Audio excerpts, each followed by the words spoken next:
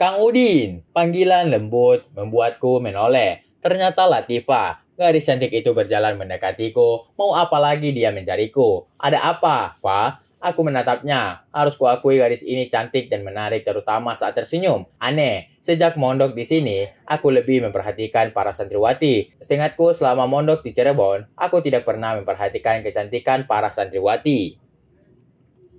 Kamu ditunggu, Ningsara, kata Latifah memamerkan senyumnya yang menawan. Deretan giginya yang putih teratur bersinar seperti mutiara. Ningsara, ada apa? Tanyaku heran. Hatiku berdesir, senang setiap kali mendengar namanya, nama yang terpati di dasar hatiku. Apakah aku jatuh cinta? Enggak tahu. Ningsara ada di gardu utara. Sepertinya, sudahlah. Ya Allah, berlenggak-lenggok, memancing.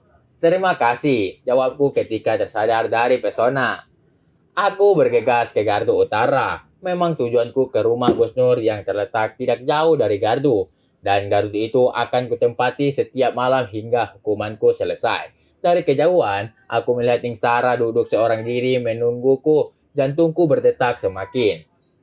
Berlenggak-lenggok memancing. Terima kasih, jawabku ketika tersadar dari pesona. Aku bergegas ke gardu utara. Memang tujuanku ke rumah Gus Nur yang terletak tidak jauh dari gardu. Dan gardu itu akan kutempati setiap malam hingga hukumanku selesai.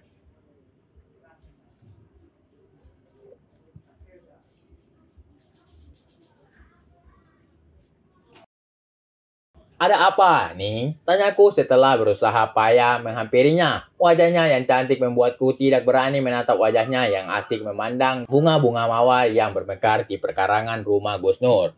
Kamu sombong. Tidak sekalipun menyapa saat kita berpas-pasan. Jawab Ningsara tanpa melihat ke arahku. Jari-jarinya yang lentik mempermainkan ujung jilbabnya yang berwarna putih serasi dengan kulitnya yang juga berwarna putih. Kalau saja aku berani menatap wajahnya, aku akan melihat urat biru membayang samar pada pipinya yang halus. Sombong? Sepertinya tidak. Jawabku membela diri. Seharusnya Ningsara introspeksi diri. Yang sombong itu, dia bukan malah menuduhku. Yang sombong, tidak ada yang bisa kusombongkan selama mondok. Karena kami lebih kagum dengan para santri dan santriwati yang berasal dari keluarga ulama atau darah biru daripada santri atau santriwati yang berasal dari keluarga kaya. Aku tidak berasal dari kedua golongan itu. Ayahku bukan ulama dan juga bukan orang kaya walau dia punya hektaran sawah dan kebun. Kamu tidak merasa sejak dari Cirebon tidak sekalipun kamu menyapaku. Seakan aku ini tidak pernah ada. Aku masih bersabar dan menganggapmu pemalu. Tapi setelah pemimpin pondok pesantren ini, seharusnya kamu menaruh hormat padaku. Jawaban ketus Ningsara semakin memperkuat anggapanku bahwa gadis ini sombong. Dia begitu bangga dengan apa yang dimilikinya dan tidak kumiliki. Maaf, aku tidak bermaksud menyinggungmu. Jawabku mengalah. Tidak ada gunanya berdebat dengan gadis ini. Hanya akan mempersulit posisiku. Aku hanya merasa heran. Hanya persoalan sepele membuat Ningsara marah dan merasa tersinggung dengan sikapku. Apa yang salah dengan sikapku ini? Kurasa wajar. Toh, aku tidak pernah berbuat kurang ajar padanya. Kamu nggak peka. Setiap santri berlomba mencari perhatianku. Kamu tahu itu. Ningsara menjawab ketus. Matanya yang tajam menatapku sinis. Aku tahu. Sebagai seorang, tentu setiap santri akan berlomba mencari perhatiannya dan melakukan apapun tanpa diminta oleh Ningsara. Bahkan, aku akan melakukan apa yang diinginkan olehnya. Bahkan Kang Zuber sengaja datang padaku dengan kitab yang seharusnya menjadi tanggung jawabmu. Tapi aku tolak karena ingin kamu yang melakukannya. Jadi begitu kejadiannya. Kang Zuber menyusun kitab yang sempat kuanggap hilang.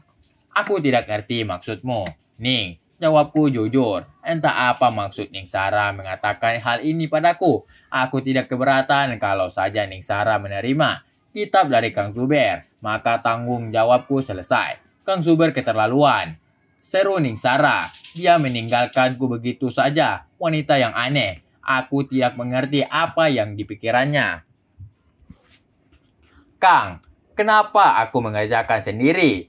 Protesku ke Kang Zuber yang seenaknya menyerahkan tugas membersihkan dapur yang atapnya kotor dipenuhi sawang sisa pembakaran dari tungku, Zubair akan mengantarku ke kota. Ada yang akan aku beli di sana. Jawab Gus Nur tiba berada di dapur, membuatku terdiam. Ya, maaf Gus. Terpaksa aku menerima tugas ini sendiri. Entah ini azab atau berkah, karena hukuman ini aku bisa merasakan kehangatan ribib Ning Isma. Jangan takut, kamu tidak akan mengerjakan semuanya sendiri. Ning Isma sedang memanggil Zainab untuk membantu, membuatku menarik nafas lega. Tugasku akan jauh lebih ringan dengan bantuan orang lain. Terlebih orang yang akan membantu tugasku, dua gadis cantik. Dan aku yakin bukan azab yang kuterima. Terima kasih, Gus. Aku tersenyum senang. Pekerjaan yang lebih ringan apabila dilakukan dengan dua orang gadis cantik. Assalamualaikum. Ning Isma masuk diiringi Zainab dan Latifah. Melihat Ning Isma, hatiku berdebar aneh membayangkan kejadian semalam. Entah kejadian itu akan terulang atau tidak. Waalaikumsalam. Kami menjawab berbarengan. Aku menunduk pura-pura sibuk, mengikat sapu lidi. Alhamdulillah, kalian sudah datang. Kalau gitu aku pamit. Gus Nur mengucapkan salam dan meninggalkan kami di dapur yang luas. Nah, Fa, bawa ini ke dapur, Bah Yai. Tadinya aku mau nyuruh Baharudin untuk membawanya, tapi Gus Nur sudah memberikan tugas lain untuknya. Ning menunjukkan dua buah baskom besar, yaitu terletak di bel-bel bambu yang ada di dapur. Enggak, Ning, Latifah dan Zainab mengambil tepung beras, kelapa dan gula aren yang sudah tertata rapi di dalam baskom besar. Mereka segera berpamitan meninggalkan kami. Aku menatap kepergian kedua gadis itu dengan perasaan dongkol. Kedatangan mereka ternyata bukan untuk membantuku.